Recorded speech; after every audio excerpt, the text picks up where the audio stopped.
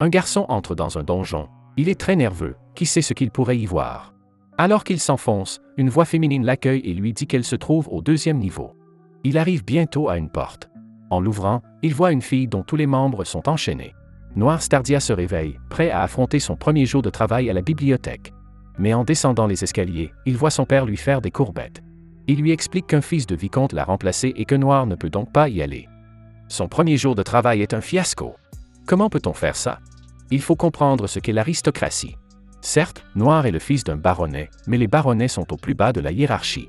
Si quelqu'un de plus haut rang, comme le fils d'un vicomte, veut faire ce qu'il veut, Noir et sa famille ne peuvent rien y faire. Noir dit à son père qu'il ne lui en veut pas, mais le vieil homme est toujours en train de faire des courbettes sur le sol. C'est alors qu'Alice, la jeune sœur de Noir, arrive et demande ce qui s'est passé. Après avoir pris connaissance du dilemme familial, elle le pousse à passer l'examen de l'Académie des héros.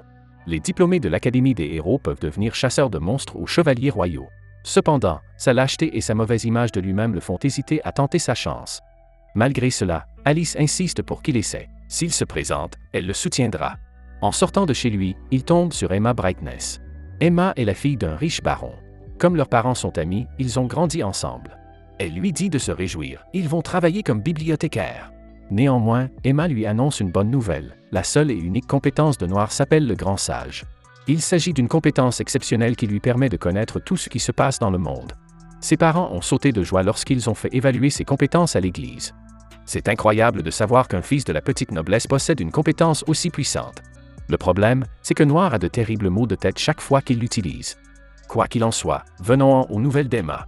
Elle lui dit qu'elle a lu dans un texte ancien qu'un baiser est le remède à ses maux de tête. Bien qu'elle soit gênée, Emma se porte volontaire pour lui faire ce bisou. Devant l'étonnement de Noir, elle lui explique pourquoi elle ne le ferait pas. Ils ont grandi ensemble. Notre garçon lui prend la main et se penche, mais elle l'arrête. Pourquoi? Cet endroit n'est pas romantique. Il se dirige vers un endroit plus intime et partage un baiser. Noir essaie d'utiliser ses compétences et demande quel est le moyen le plus efficace pour devenir plus forte afin de réussir l'examen de l'Académie des héros. Le sage lui répond et lui dit qu'il doit explorer un donjon caché dans une grotte à 15 km de là. Noir a mal à la tête après avoir utilisé sa compétence, alors il accueille favorablement les caresses d'Emma. Plus tard, Noir arrive dans la grotte, et suivant les instructions du sage, il chante un sort pour ouvrir la porte. Donjon caché où je suis le seul à pouvoir entrer, laissez-moi m'entraîner en secret pour devenir le plus fort du monde.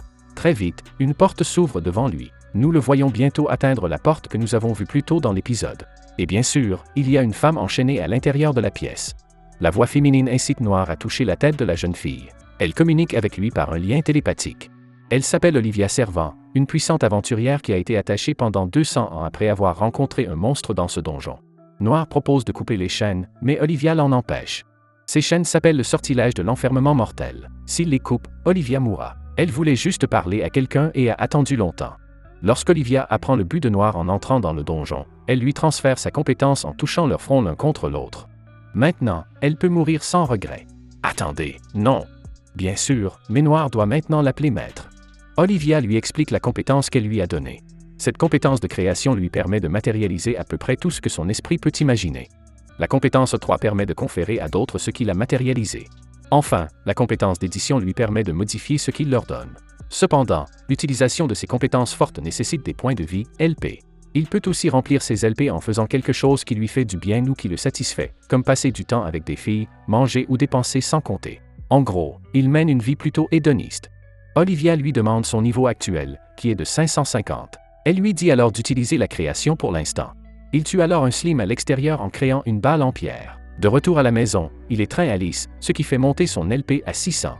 Le lendemain, il retrouve Emma, qui porte un vêtement assez mature. Noir lui demande également un câlin, ce qui augmente sa LP à 950. Alors qu'ils s'étreignent, Noir se souvient avoir demandé à Olivia de créer une compétence qui l'aiderait à passer l'examen de l'Académie.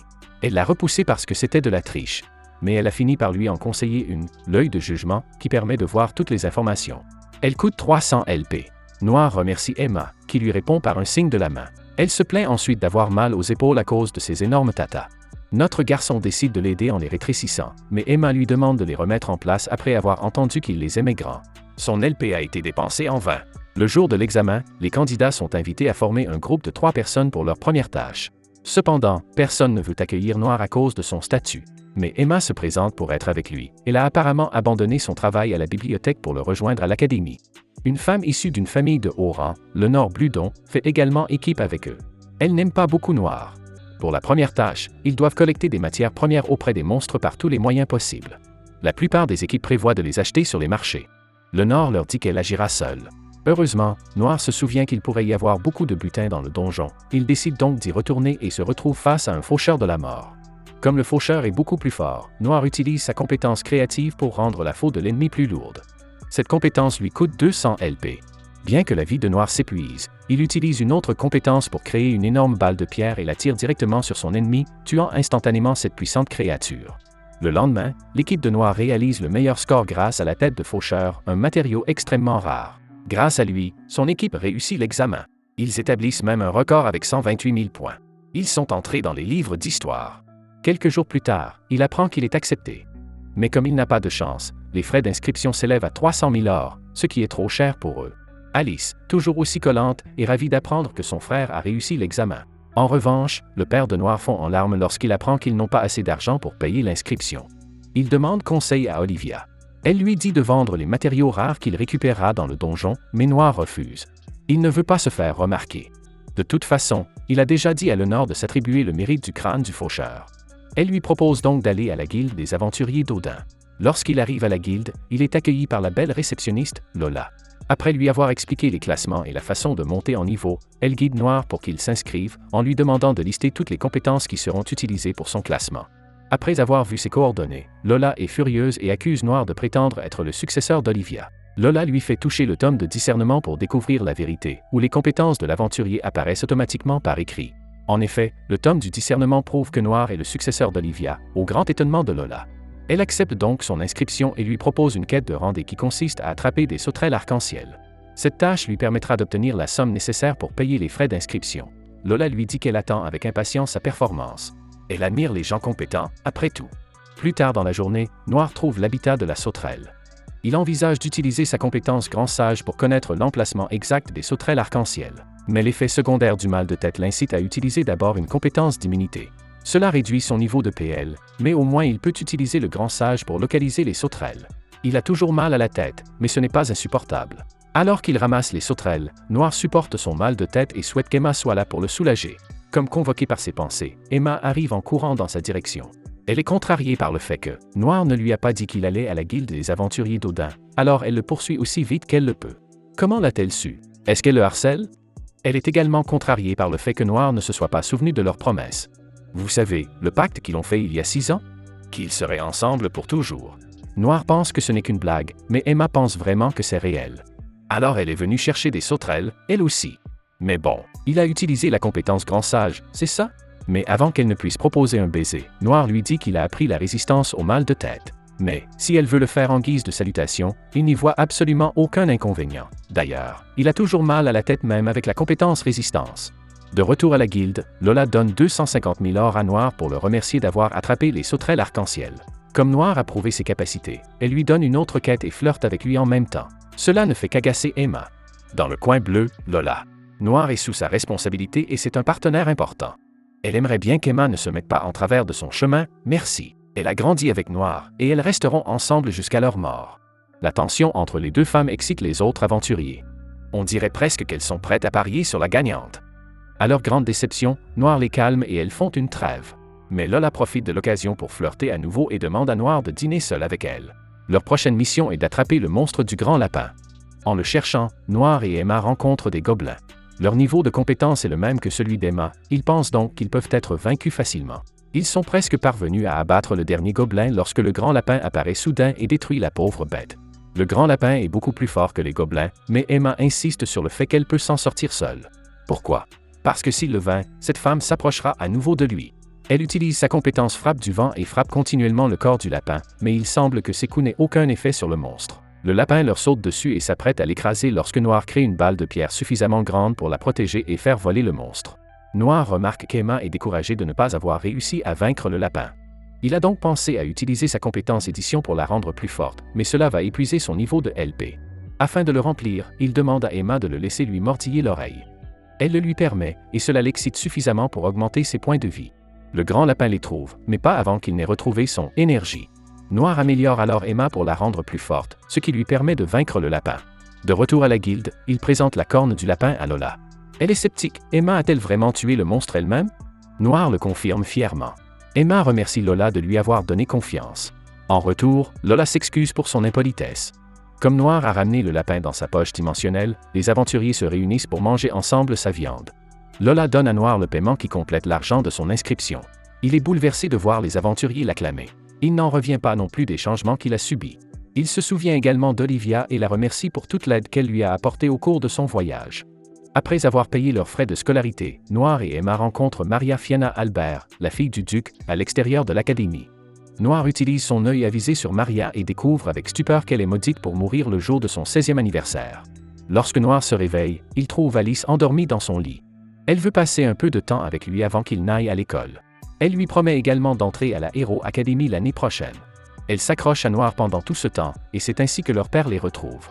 Avant d'aller à l'école, Noir et Emma se réfugient dans la forêt pour s'embrasser rapidement. De plus, Noir a besoin de faire des réserves de LP. Lorsqu'ils entrent dans leur classe, Noir est ignoré par ses camarades en raison de son statut inférieur, comme le montre son insigne de noblesse. Le port de cet insigne est obligatoire dès le premier jour. Quelle façon de favoriser l'unité des élèves! Emma est immédiatement populaire auprès des garçons. Lorsque Maria et son garde du corps Aman entrent dans la salle, Noir en profite pour sortir de la salle de classe étouffante.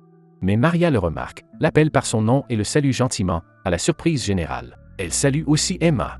Noir est déconcerté par cette nouveauté. Parmi tous les nobles de l'école, seule Maria le traite en égal. Il se souvient alors de sa malédiction. Un jeune noble tente de se présenter à Noir et Emma après l'interaction avec Maria, mais ils ne sont pas d'accord. Ils sortent pour s'entraîner à l'autodéfense. Leur instructeur est Elna Stong, une ancienne mercenaire. Et, elle se tient au sommet d'un mince poteau tout en se présentant. Au début du cours, elle appelle Noir à l'aider à faire la démonstration d'une technique appelée backstep qui permet d'éviter un coup de l'adversaire. Elna promet à tous ceux qui réussissent le mouvement une récompense satisfaisante, si vous voyez ce qu'elle veut dire. Les garçons sont gonflés à bloc. Désireux d'être le vainqueur, Noir fait appel à sa créativité pour améliorer son mouvement. Lorsqu'Elna l'attaque à nouveau, il réussit la technique, à la grande surprise de tous. C'est maintenant l'heure de la récompense. Et pour son prix, Elna lui offre un massage complet des fesses devant tout le monde. Les garçons sont envieux, Aman trouve ça stupide et Emma est en larmes. Ce n'est pas le genre de récompense que l'on attend d'une institution aussi respectable, si vous voulez mon avis. Le LP de Noir a tout de même augmenté grâce à cela. Elna demande à la classe de se mettre par deux, mais elle interdit à Noir et Emma d'être ensemble à cause de leur proximité. Maria n'a pas non plus le droit de faire équipe avec Aman. Un brave garçon essaie de se mettre avec elle, mais elle refuse. Elle fait un discours sur le fait qu'il faut travailler dur pour mériter les titres avec lesquels on est né, puis choisit de faire équipe avec Noir. Elle le considère comme un égal malgré leurs différences de statut. La leçon suivante consiste à pratiquer la défense passive, qui consiste à jeter son partenaire à l'extérieur plusieurs fois avant de changer. Noir permet à Maria de le lancer en premier. Cependant, après un lancer, Maria se sent soudainement faible, et Noir comprend que c'est à cause de sa malédiction. Alors qu'il regarde Aman emmener Maria à l'infirmerie, il utilise son œil de jugement pour étudier la malédiction. Celle-ci est activée régulièrement et provoque de fortes douleurs sur tout le corps de Maria. Noir découvre également qu'il a besoin de 8000 LP pour l'extirper. Noir fait immédiatement appel au grand sage pour connaître le moyen le plus efficace et le plus rapide de gagner des LP. La réponse du grand sage est de demander à toutes les filles de la classe de s'aligner et de courir devant elle pour qu'ils puissent toucher leur poitrine et obtenir 2000 points d'EVIE. Cette solution ridicule ne fait qu'aggraver son mal de tête dû à l'utilisation du grand sage. Il embrasse immédiatement Emma. Les filles sont choquées d'assister à cela, et Elna n'est pas contente non plus. Elle le punit en lui faisant faire 15 tours de l'école à toute vitesse. Comme les conseils du grand sage sont plus faciles à dire qu'à faire, Noir et Emma se rendent à la guilde pour consulter Lola. Noir annonce aux filles que Maria mourra si elle ne brise pas la malédiction dans une semaine. Pour la guérir, Noir a besoin de 8000 LP, mais il lui est impossible de gagner cette somme en une semaine. Il est allé voir Lola car il sait qu'elle s'y connaît en compétences et en aventurier. Elle leur dit qu'il n'y a qu'une solution. S'ils parviennent à trouver le saint qui peut chasser les démons. Le saint dont elle parle est Saint Luna, l'ami de Lola. C'est un ecclésiastique qui peut exorciser et nettoyer la malédiction. Le problème, c'est que Luna est tellement populaire que son emploi du temps est plein pour les 3 prochains mois. De plus, elle n'accepte que rarement des missions visant à supprimer les compétences liées à la malédiction. Noir pense qu'il est de sa responsabilité de briser la malédiction de Maria, puisqu'elle l'a sauvée pendant cette période en classe. Noir est déterminé à faire tout ce qui est en son pouvoir pour sauver Maria. Il demande à Lola de le présenter à Luna. La vie contrariée de Noir en tant que bibliothécaire est devenue une bénédiction déguisée lorsqu'il a découvert le donjon caché et, avec lui, Olivia, sa sagesse et les compétences qu'elle lui a transmises. D'un garçon lâche et timide, il est devenu une personne forte et fiable, prête à sauver les gens dans le besoin. Si vous voulez une suite à cet anime, abonnez-vous, commentez et laissez un live. Merci d'avoir regardé.